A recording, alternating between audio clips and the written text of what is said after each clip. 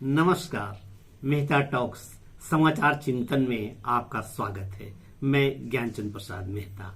आज समाचार के प्रति हमारी जो चिंता है वह थोड़ा मजाहिया है। आप श्रवण करें तथा आनंद प्राप्त करें। चुनाव में टिकट प्राप्त करने वाले की जो आपाधापी है और चुनाव में टिकट देने वाले भी अभी कोई जल्दी में नहीं है, वो अपने समय पर ही टिकट देंगे।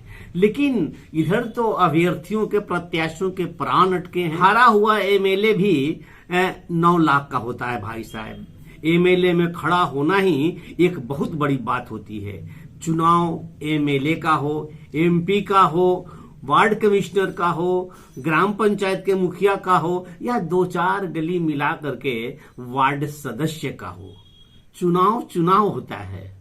और हर चुनाव में खड़ा होना एक घमंड की बात होती है और उस घमंड पर हर आदमी को या औरत को नाज होता है। चुनाव हार जाने से ज्यादा व्यथा होती है, दुख होता है वांछित पार्टी से टिकट प्राप्त करने का जो संघर्ष किया, उस संघर्ष में हार जाना।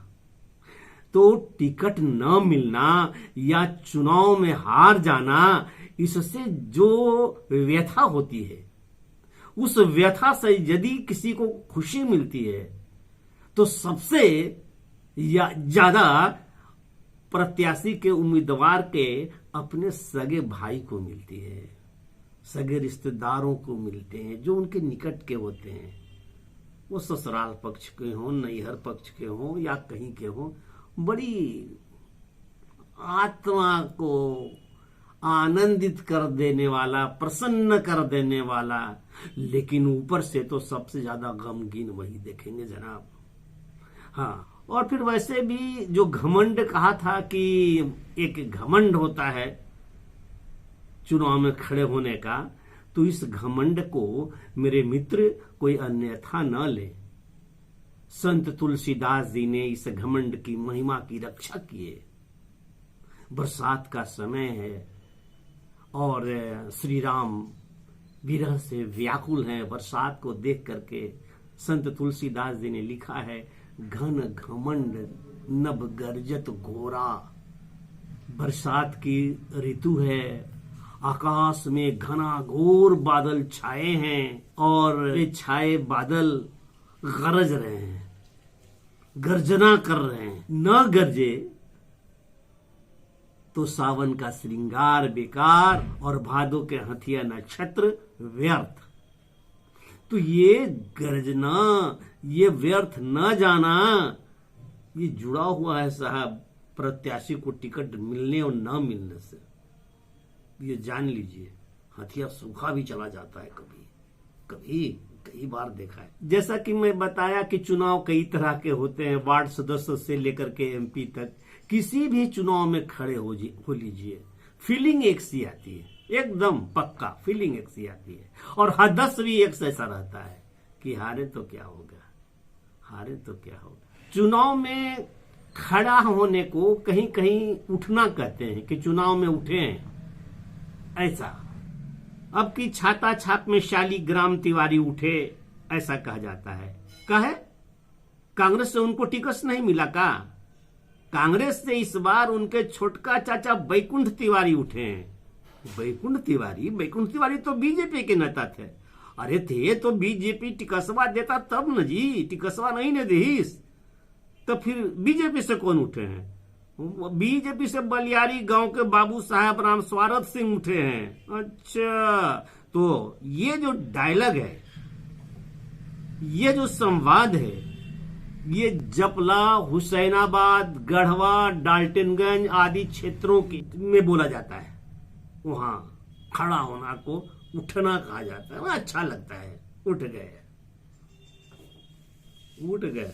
हजारीबाग में कई पार्टियां हैं और एक एक पार्टी से कई प्रत्याशी हैं, उम्मीदवार खड़े हैं टिकट लेने के लिए। टिकट तो देना ही पड़ेगा साहब, हम पक्का उम्मीदवार हैं। भारतीय जनता पार्टी में कुछ ज्यादा धक्का धुक्की चल रहा है और यहां हर दरख्त दावा करता है कि वो सबसे बड़ा दरख्त है, ऊंचा है, हमारे कद को देखो, हमारी ऊंचाई को देखो और ऊंचे पर लगे हुए हरे हरे पत्ते को देखो। तो उन पत्तों से क्या, जिन पत्तों की साया पृथ्वी पर पड़ती नहीं, धरती पर पड़ती नहीं, ऊंचा तो है। मेरा मत है यह विधायक का चुनाव है, ज्यादा कंफ्यूज होने की जरूरत नहीं है। सो किसी बड़े दरख्त को टिकट मत दीजिए, जनता ऊब गई है बड़ों बड़ों को चौंचले देखकर। जनता एक विविधता और भिन्नता पसंद करती है, परिवर्तन चाहती है। वोट डालने में जोश, उमंग, उत्साह और अभिरुचि हो, वैसा कुछ चाहिए। सो हे टिकट देने वाले जी, हजारीबाग में जमीन से जुड़े दरमियाने कद के किसी पत्ते भरे पेड़ को टिकट दीजिए, जिनके पत्ते की पूरी छाया जमीन पर उस पेड़ के जड़ की चारों ओर पड़ती हो, जहां आदमी बैठकर 2 घड़ी सुस्ता ले। तो यह सब ध्यान रख करके सामान्य आदमी को दीजिए। विधायक का ही तो टिकट देना है, जो भारतीय जनता पार्टी में है। तो नारियल छाप, झाड़ू छाप, केला छाप, अमरूद छाप, अनेक छाप के हैं जो कभी कहां कहां रहे और आजकल सब कमल छाप में है।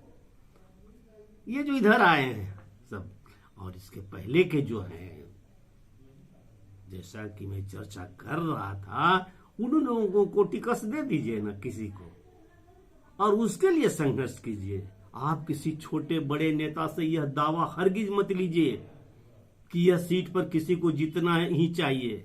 हजारीबाग की सीट ऐसे भी कब थी कभी बीजेपी की? इस पूरे हजारीबाग क्षेत्र में 1977 में सुखदेव यादव जी, जो अब नहीं रहे, जनसंघ के, जनता पार्टी से जनसंघ के कोटे से विधायक जीते थे बरकट्ठा में। और कहां? हजारीबाग में। हजारीबाग में तो दयाल कुशवाहा जी थे। बड़ी मुश्किल से इसको हजारीबाग की सीट को बनाया गया है, भारतीय जनता पार्टी के वातावरण के अनुकूल, जिसका श्रेय यदुनाथ पांडे जी को जाता है। और इन सबों के पीछे छिपा हुआ चेहरा केपी शर्मा, जो सूत्रधार हैं, आज लोग जिन्हें बहुत कम जानते हैं, नेपथ्य में है। उनकी नीति, उनकी सोच आज भी आवश्यक है, वो आज भी उपयोगी है। अमल करने वाले कोई नहीं है। आज तो गगन बिहारी सब है। धन्यवाद। ऐसा है ये चिंतन, जो थोड़ा मजहिया स्टाइल में चला गया है, आप पसंद करेंगे और लाइक करेंगे, सब्सक्राइब कर लेंगे। सब्सक्राइब तो वो करेंगे जिन्होंने नहीं किया है, लाइक करना बहुत जरूरी है, और बेल आइकन दबा दीजिए ताकि मेरे हर नए वीडियो का नोटिफिकेशन आपको मिले। धन्यवाद। नमस्कार।